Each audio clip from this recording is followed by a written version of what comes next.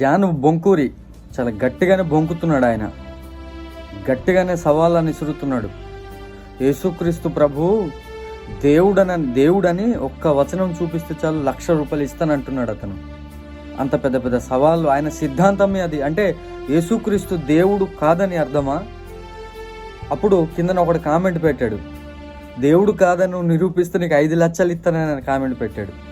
సరే, తను ఇసిరిన సవాళ్లకు మన చేతనైనంత సమాధానాన్ని మనం ఇద్దాం.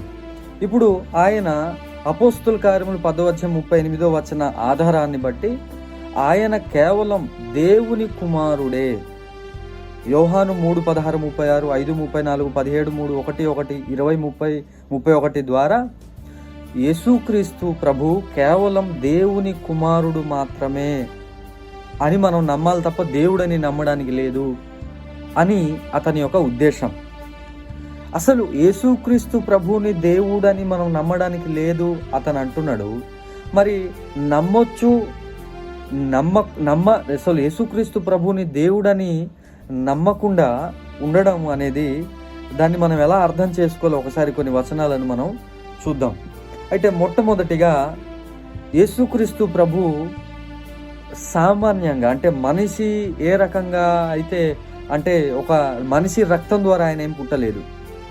ఆయన పరిశుద్ధాత్మ ద్వారా గర్భమును ధరించి ఆయన భూమి మీదకి పుట్టడం లేకపోతే రావటం జరిగింది అని మనకు అర్థమవుతుంది.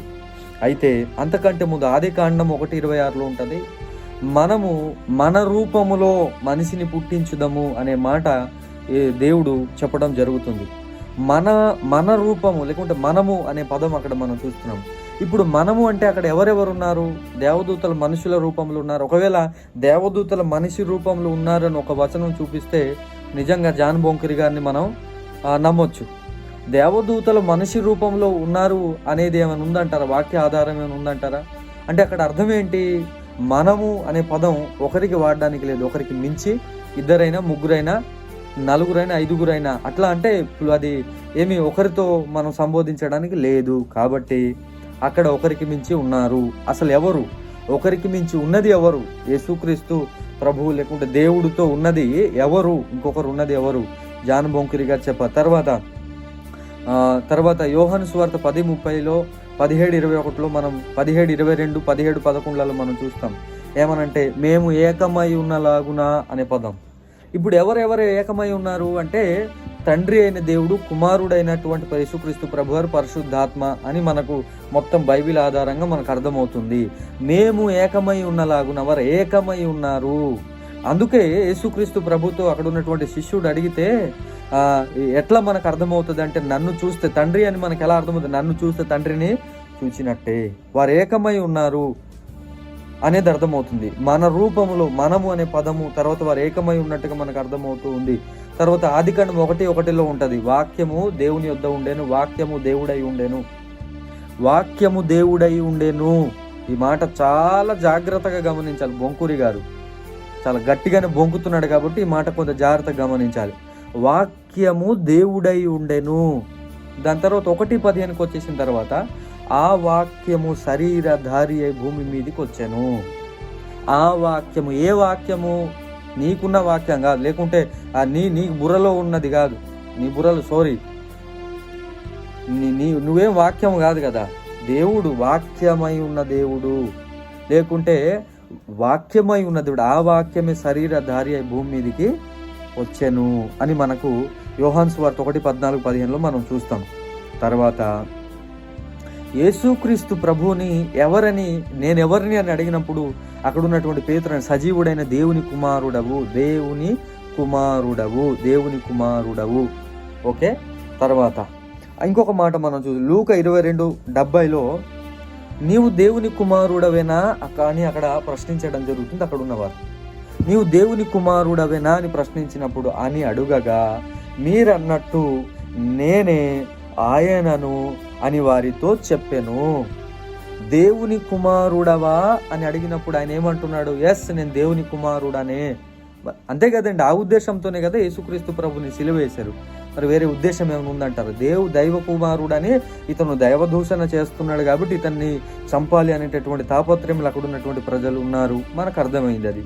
తర్వాత రోమిలోకి రాసిన పత్రిక 8:4 దేవుడు తన సొంత కుమారుని పాప శరీరాకారంతో పంపి, దేవుడు తన సొంత కుమారుని, తర్వాత యేసుక్రీస్తు ప్రభు వారు తండ్రి అయిన దేవుని రొమ్మున ఆనుకొని ఉన్నట్టుగా ఇంకొక వచనం మనకు ఉంటుంది అట్లా అనమాట.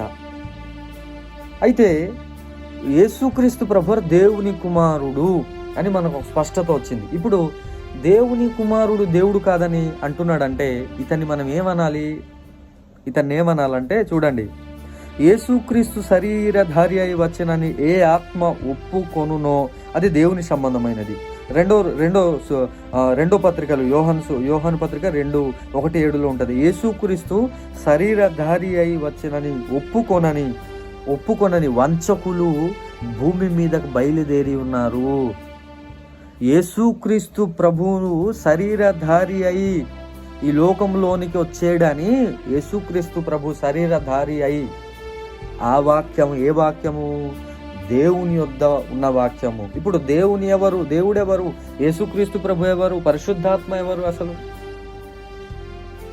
యేసుక్రీస్తు ప్రభువు తండ్రి అయిన దేవుడు పరిశుద్ధాత్మ ఏకమై ఉన్నట్టుగా మనకు అర్థమవుతుంది ఈ మాటలను బట్టి. కాబట్టి ఇప్పుడు యేసుక్రీస్తు ప్రభు శరీరధారి అయి వచ్చనని ఎవరు ఒప్పుకున్నారో వారు వంచకులు, వారు దుర్మార్గులు, వారు దుష్ట సంబంధులు, వారు దయ్యపు సంబంధులు అని ఆ మాటను బట్టి మనకు అర్థమవుతూ ఉంది. కావున ఇప్పుడు క్రీస్తు ఆత్మ లేనివాడైతే వాడు దేవుని రాజ్యానికి, నిత్య జీవానికి పాత్రుడు కాదు. ఇప్పుడు పరిశుద్ధాత్మ లేనివాడు కూడా మరి పాత్రుడు కాదుగా దేవుని రాజ్యానికి. మరి క్రీస్తు ఆత్మ ఏది? మరి పరిశుద్ధాత్మ ఏది? క్రీస్తు ఆత్మ పరిశుద్ధాత్మ ఒకటి కాదంటారా? కాబట్టి జాన్ బొంకురి గారిని మనం ఏమి తిట్టట్లేదు ఇక్కడ. ఆయన దేవుని కుమారుడని నమ్మాలి అనేది ఆయన సిద్ధాంతం, వెరీ గుడ్. కానీ అసలు దేవుని కుమారుడనే నమ్మాలి తప్ప దేవుడని నమ్మకూడదు. దేవుడు అనే పదం లేదు కాబట్టి మొన్న ఎవరు ఎక్స్ క్రిస్టియన్ ప్రవీణ్ అన్నట్టుగా యేసు అనే పదం నువ్వు బైబిల్లోనే చూపించు అంటాడు. చూడండి, అలాగుంది నీ వ్యవహారం, నీ సిద్ధాంతం. కాబట్టి యేసుక్రీస్తు ప్రభు దేవుని కుమారుడు, అక్కడ దేవుని రొమ్మున ఆనుకొని ఉన్నవాడు, లేకుంటే దేవునితో ఉన్నవాడు, ఆ దేవుని సొంత కుమారుడు, దేవుని అద్వితీయ కుమారుడు, అతన్ని యందు విశ్వాసించముంచిన వాడు నిత్య జీవము. ఇప్పుడు దేవుని కుమారుడు దేవుడు కాదా అంటే నువ్వు రాజు కొడుకు రాజు ఎలాగ అవుతాడు అని మాత్రం అనొద్దు. ఒకవేళ అది కూడా అవును కదా, రాజు కొడుకు రాజు అవ్వకూడదనే రూల్ ఉందా? దేవుని కుమారుడు అక్కడ అంటాడు, నేను దేవుని కుమారుడిని అంటాడు ఆయన. మరి అక్కడ ఏకమై ఉన్నలాగున, మేము ఏకమై ఉన్నలాగున, మీరు నన్ను చూస్తే తండ్రిని చూసినట్లే. ఈ పదాలంటే ఏంటి? దాని అర్థం ఏంటి? మరి మేము ఏకమై ఉన్నలాగునంటే మేము ఒకటిగా ఉన్నాం అనేది కదా దాని ఉద్దేశానికి. వేరే ఉద్దేశం ఏమైనా ఉందంటారు? మేము ఏకమై ఉన్నలాగున మేము ఒకటిగా ఉన్నాము అంటే దాని అర్థం ఏంటి? జాన్ బొంకురి గారు, మీ పనికి మళ్ళీ కొంతమంది యెహోవా సాక్షులు సిద్ధాంతాల పేరిట గొడవలను పుట్టించి, సిద్ధాంతాల పేరిట విశ్వాసం నుండి తొలగేటటువంటి చేసే పరిస్థితి మనకు కనబడుతుంది. కాబట్టి యేసుక్రీస్తు ప్రభు దేవుడు నా నామమందు అంటున్నాడు. ఆయన నేనే మార్గము, నేనే సత్యము, నేనే జీవము అని ఆయన అంటున్నాడు. దేవుని కుమారుడు, మేము ఏకమై ఉన్నలా, నన్ను చూస్తే తండ్రిని చూసినట్లే. నా క్రీస్తు ఆత్మ లేనివాడైతే క్రీస్తు దేవుడు ఎట్లా? ఆయన ఆత్మస్వరూపి కాదా? మరి ఇప్పుడు క్రీస్తు ఆత్మ లేనివాడు, ఇక్కడ ఇదంతా కొంచెం మరి ఇన్ని రిఫరెన్స్లు ఉన్నాయి. మరి ఇవంతా తెలుసో తెలియదో మనకి తెలియదు. కానీ యేసుక్రీస్తు ప్రభు దేవుడే, దేవుని కుమారుడు అంటే దేవుడే అని మనం అర్థం చేసుకోవాలి. అక్కడేమి దేవునితో ఉన్నవాడు, అసలు దేవునితో ఉన్నవాడు ఏంటండి? దేవుడే ఆయన. ఆది అందు ఆయన ఉన్నాడు. ఆది అందు వాక్యం ఉండెను, వాక్యము దేవుడై ఉండెను, వాక్యము దేవుడై ఉండెను, ఆ వాక్యమే శరీరధారి అయి భూమి మీదికి వచ్చాను. ఆ వాక్యమే అంటే తండ్రి అయినటువంటి దేవుడు వాక్యం అని మనం అనుకుంటే, ఆ వాక్యమే శరీరధారి అయి భూమి మీదకి వచ్చాను. మరి వాక్యమే దేవుడై ఉన్నప్పుడు ఆ వాక్యము శరీరధారి అయి భూమి మీదకి వచ్చినప్పుడు మరి శరీరధారి అయి వచ్చినటువంటి ఆ వాక్యము దేవుడు కాకుండా ఎలా పోతాడండి? జాన్ బొంకిరి గారు, మీకో దండం, మీ సిద్ధాంతానికి ఒక దండం. ఇక మరి ఇది విన్న తర్వాత మీ రెస్పాండ్ ఏంటో నాకు తెలియదు, కానీ ఇక అది మీ విజ్ఞతకి వదిలేస్తున్నాం. మీ లచ్చ వద్దు, మీ 10 లచ్చ వద్దు, కానీ వాక్యమే దేవుడై ఉంటుండగా, వాక్యము శరీరధారి భూమి మీదకి వచ్చి ఉంటుండగా, ఆ వాక్యమే దేవుడు కాబట్టి శరీరధారి అయి వచ్చినటువంటి యేసుక్రీస్తు ప్రభు దేవుడు. ఇది అర్థం చేసుకోండి, అర్థం చేసుకోకపోండి, ఇక మీ ఇష్టం.